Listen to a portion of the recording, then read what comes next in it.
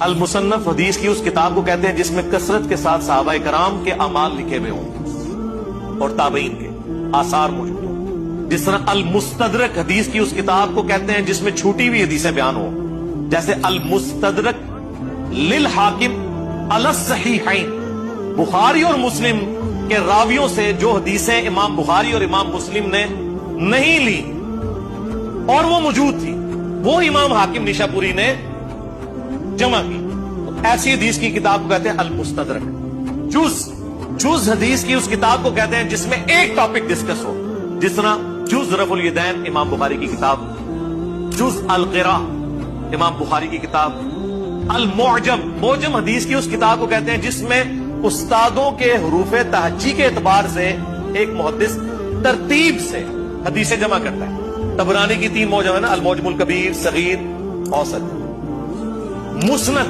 مسند حدیث کی اس کتاب کو کہتے ہیں جس میں صحابہ کے ناموں کے اگینسٹ چیپٹر بنا کے حدیثیں جمع کی جائیں.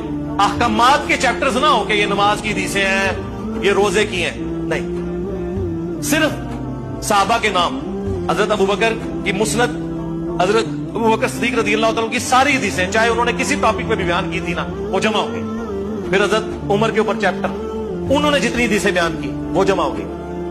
حضرت عثمان، حضرت علی. اس حدیث کی کتاب کو کہتے ہیں مسند